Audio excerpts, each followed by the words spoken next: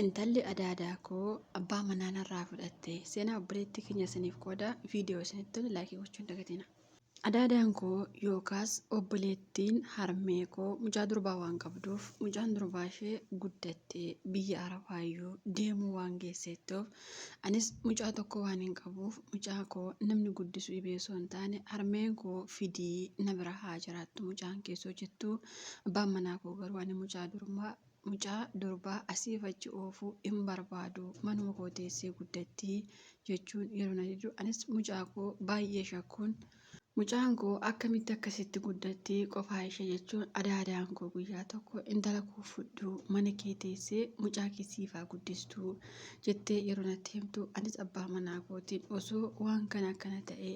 mucaa adaadaa koo yookaas intala adaadaa koo osoo hin fidee rakkoo qabaayee jechuun yeroo itti himu innis argamee tiiree kuni jechuun keessanii nda'u nama halagaa mannaa ishee wayyaa fidii mucaa bira teessee haa barattu jechuun isheen yeroo mana koofte kutaa 7 barattiiti jechuun dubartii guddoo heeruma geesse osoo hin taane ijoollee xiqqoo jabaatte waan ta'eef mucaa koos akka ajaa'ibaatti uffata abbaa manaa koo miicaa mucaa koos uffata irraa miicaa nyaata isaanis akka ajaa'ibaatti osoo hojjettu harmeen koo guyyaa tokko intala kana mana keetii baasii maal siif gooti dhiiraaf dubartii bakka tokkotti gashuu jechuun adurreef antuuta mana tokkotti gashuu jechuudha. Antuunniif adurreen bakka tokkotti yoo galte akkam wal gootii jettee yeroo natti himtu anis antuutaaf adurree jechuun maal jechuu keetii lakki haa teessu mucaa gaariidha abbaan manaa koos manaafis mucaafis taateetti jechuun natti hima yeroon jedhu obboleessi koos natti daawwalee maaliif akkana gootaa ani magaalaa keessatti yeroo isaan argu akka sarraatanyaa yookaas akka mucaa keessiif guddiftuu otoo hin taane akka haadha manaaf abbaa manaatti deemu mana isaan deeman mana nyaata adda addaa mana dhugaatii waan ta'eef dhiisi waan kun sitti haafuu achii baasii jedhe yeroo natti dubbatu. Anis maatii koo hinaaffaa qabdu malee rakkoo maalii jira jedhee isaanis didanii booda gaabbitaa qabeenya namicha kanaa akkam gootaa waan ati qabdu hundi isa rannameeraa koottu ishii jireenya kee ilaalii deebi yeroo naan jedhan anis maadaamii koo eeyyama ji'a lamaanaaf kennee biyya galee deebi yeroon jedhu maadaamiin koos na diddee ji'a tokko yoo ta'e malee jechuun anis ji'a tokko eeyyama fudhee gaafan biyya galu mucaan akka maatiin koo jedhan osoo hin taane ol jettee abbaa manaa koo hin ilaaltu jireenya ajaa'ibaa mana koo seeraan qulqulleessiti ana mataa koo yeroon gale sirriitti na kabajjiiti ji'a tokko keessatti anis maatii koo lolee isin abbaa manaa kootiin wal nu absiisuufi malee mucaan nama akkasii miti jechuun yeroo isaanitti himu isaanis ishee argisiif ta'e dhiifama nuuf godhii waan siin jenne hundaas abbaa manaa keetti nimiinii nus hin loliin jechuun na sossobanii anis eeyyama koo ji'a tokkoo fixee gammachuu ajaa'ibaa mucaan koo baay'ee naaf bareeddee baay'ee naaf guddattee na eegde waan ta'eef ishees waan barbaachisu uffata ishees akkuma sararatanyaa osoo hin taane akka obboleettii kootti waan ishee ilaaluuf sirriitti isheef mucaa koos daara baasee imala koo gara biyya arabaatti yeroo taasisu abbaan manaa koo guyyaa tokko daawwalee ati maaliif shakkitee ufte moo ufaatiin kee naaf hin galle garuu maal jechuu keeti yeroo naan jedhu lakkii maalan siin shakkaa natu fidee mana kootti gashee mitiiree ani mucaa koo yaadee dubbisuu dhufe malee jechuun innis namoonni tokko guyyaa tokko iddoon taanetti yoo na arganii beeku ta'e sobanii jireenya keenya diiguuf yoo sitti himan jedheeni jechuun afaan sodaa yookaas rifaatuu qabu ergan biyya arabaatti deebi'e yeroo inni natti himu dhiirri immoo yoo waa tokko itti himan ittiyyuu in jabaata mitiire anis lakkii homaa tokko waan gooteettu hin qabdu jechuun dhugaa dubbachuuf biyya arabaatti deebi'uun koo rakkadhee qabeenya dhabee suuqii gaarii baajaajii gaarii mana gaarii dhabee osoo hin taane quufa qabbata ka jedhamu jira mitiire suusii biyya arabaa ka jedhamu tokko na qabate natti fakkaata hankoo narra darbee akka magaalaa keenyaatti namayyuu waan gahuuf ani garuu itti jiraachuu wallaalee biyya arabaatti deddeebi'u malee dafqa koo itti jiraachuu gonkumaa waan hin beekneef suusii waan qabuuf malee rakkadhee isinitti hin fakkaatiin 2 3 4 haga 5 6 biyya arabaatti deebi'ee waan hin jiruuf waggaa amma kana biyya arabaa taa'ee osiniin jedhe sobaa jechuu waan dandeessaniif waggaa hagam akka irra taa'e calliseera darbaatii. Ammas qarshiitti ergee qarshiin baankii taa'uun hin barbaachisu ittiin lafa nuu bitii lafarra nuuf haa ta'u yeroo jedhu innis ishii argamee tiiree jedhee qarshii guddaatiin naannoo miiliyoona tokko kan ta'uun magaala guddaa keessaa lafas bichisiisee dabalannaamaaf ka jedhamu jira mitiiree anis waan hunda argin godhee booda ergan deebi'ee waggaa tokko fidee guyyaa tokko suuraa intala adaadaa koo mucaama mana koo galtu jechuu kooti fuudhee imoo isaarra yeroo kaa'atu maal jechuu barbaadeetii maal fuuti imoo keerra yeroo jedhu innis deebisee maali namni mana tokko keessa galu suuraarra kaawwachuun rakkoo qabamoo jechuun osumaniif inni waliin odeessaa jirru suuraa ammatee taa'eeru tokko kana wayyaaree jechuun yeroo kanarra kaawwatu ati maal taateettaa fayyaa hin qabdumoo maaliin akkas gochaa jirtu inumaa na tuffattimoo akkam jechuu keetii osuma dhiimoo keessa jiruyyuu itti jijjiirtaa jechuudha. Amma ta'e inumaa morma ishee kana jala ungatee yeroo inni dhiimoorra kaawwatu yaa rabbii maal arguuf jira jedhee baay'ee tokko yeroo rifadhu innis sii ta'amoo haasoftaa jennaan anis lakki xiqqoo mataa konna ukkubaa maal haasahaa waan gochaa jirtuun beektu yeroo jiru innis chaa'u nagaan bulii gaafa mataan keessii fayye naaf daawwalii jechuun silkii isaa gurarratti na cufee amala sirumaa hin qabaanne natti agarsiisuun na biraa yeroo deemu anis baay'ee tokko rifachuun dhugumaan kan maatiin koo jedhe waggaa lakkaatee ji'a lakkaatee natti dhufaa jiramoo jedhee baay'ee rifadhe guyyaa tokko daawwalee biyyan gala yeroo jedhu maal barbaaddaa kan biyya keessaayyuu bakka itti baqatu dhabee jireenyi biyyaa qaala'ee yookaas biyyi nageenya hin qabu eessatti dhuftaa ati biyya nagaa teessee hirriba nagaa raftaa nyaata gaarii nyaatta waan ta'eef asuu hin deemin yeroo naan jedhu anis omaa rakkoo hin qabu mucaa koo fi abbaa manaa koo maatii koo waliin du'uu naaf wayyaa jireenya biyya namaa maal naaf godhaa nagaheera yeroo jedhu innis na bira dhuftu garuu gonkumaa waan akkasii hin jiru waggaa 2 hojjedhu lafa bitte sanarratti mana ijaarii achii boodammoo deebitee of taronaan jedhu anis baay'ee rifattuun mucaa adaadaa kootti daawwalee abbaan manaa koo maaf akkas taroon jedhu isuma gaafukaa jettee isheenis gurarratti yeroo na cuftu adaadaa kootti daawwalee intala kee mana koo keessaa baasii nagaheeraa hin barbaadu mucaan koos naaf guddatteetti waan ta'eef waan isheen na bira hojjechaa turte yookaas mucaa koo naaf guddisaa turte qarshii nan kennaa fi waan barbaadanii tilmaammachuu dandeessu garuu har'aa booda intala kee mana kootti arguun barbaadu jedhee adaadaa kootti yeroo himu isheenis intalatti daawwaltee mana sanaa deemii sin barbaanne waan ta'eef yeroo jettu manni mana kootii inni abbaa manaa kootii eessan deemaa bakka tokkoyyuu bakka naqu hin jiruutii ofuma iyyitii callisii ani ulfa ji'a 7 dawuyyuu ga'ee ati immoo reef ageessaayii jettee yeroo adaadaa kootti himtu adaadaan koo dhukkuba gaggabdoo waan qabduuf achumaan gaggabdee rifattee hin duute bakka jedhamtetti mana kiimii guyyaa 3 burtee ergi uf bartee booda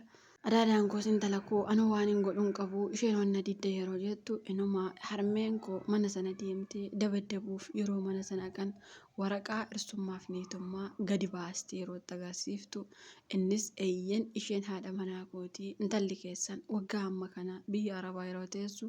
akkamitti akkan taa'u jettanii yaaddaniitu yoo barbaaddan intala keessan fudhachuu dandeessu garuu intalli keessan qabeenya tokkollee na biraan qabdu yoo na biraa qabaatte waraqaa fidattee haa uftu jechuun maatii koo hinumaa haga dabaddabuu gahutti harmeen koo mana sanaa salphattee yeroo deebitu intalli adaadaa koos maal barbaachofte adaadaa nurraa deemii kabajaa bulfinaan deemii ani guyyuma dhufee galgala sana kabaja koo fudhatee hamma kana waliin jiraachaa turreetii ammammoo ani ulfadhaa garaa kooyyuu arguu dandeessa jechuun harmee kootti yeroo agarsiistu harmeen koos baay'ee rifachuun na oksanii maaltu deemaa jira yeroo jedhu isaanis dura sitti himneerra dhimma kee hin qabnu intalli ulfa akka taate deemii biyya gaafuu abbaan manaa kee immoo qabeenya yoo barbaadde uftee naa gaafattu siin jechaa jira waan gochuu maltuu fi waan karoorfattu sumatu beekaa akka nama takkaa sitti himneerra waan ta'eef lammaffaa mataa koo gurra koo nuun hin jedhiinii yoo feete achitti of ajjeesuu dandeessa jechuun maatiin koos duraan aarii waan narraa qabaniif silkii narratti cufuun anis garatti deebi'aa bitaaf mirga koo wallaalee waan kuni soba jechuun obboleettii koo kan narra eeguu waan jirtuuf mee deemii ilaalii dubbiin dhugaadhamoo yeroo jedhu Isheenis yoo barbaadde suuraa na kaasii ergee fi obboleettii kee fi maaliif taraa sin ergiitii in shakkite moo jettee yeroo itti himtu obboleettiin koos intaloo waan eeyyamteef sirriumatti suuraa kaastee yeroo natti ergitu anis amanuuf baay'ee natti ulfaatee naannoo torbee tokkos mataa koo wallaalee akkam godhu wallaalee amma intalli deessee waan jirtuuf abbaan manaa kun hattuu daawwalee anis hin barbaadu haadha manaa sirra bareedduu sirra kabajamtuu qaba waan ta'eef ati dulloomtee biyya sana keessatti umriin keeyyuu umeeraa maal naaf gootaa dullatti kushinaa arabaa keessatti dugdi citee miilli luqqa'e ani hin barbaadu deemii dullachi akka kee barbaaddadhu jechuun abbaan manaa koo yeroo masana robilookii na godhu anis waan godhu wallaalee garatti deebi'u wallaalee mee isin maannaan jettu dhugumatti yoon gale waan takkallee akkan arganne sirriitti waan hin beekuuf galii mana maatii kee taa'ee jettumoo asuma taa'ii duraanuu duuteettaa eessatti galtanaan jettumoo badiin koo intala sana fidee mana kootti gashuumoo haga har'aatti badii koo tokkollee maal akkan godhe jaanjahee wallaalee waan hin jiruuf mee isin hordoftoonni yookaas daawwattoonni ijoolleen kushinaa arabaa keessaa akka koo gubachaa jirtan mee yaada keessan maannaan jettu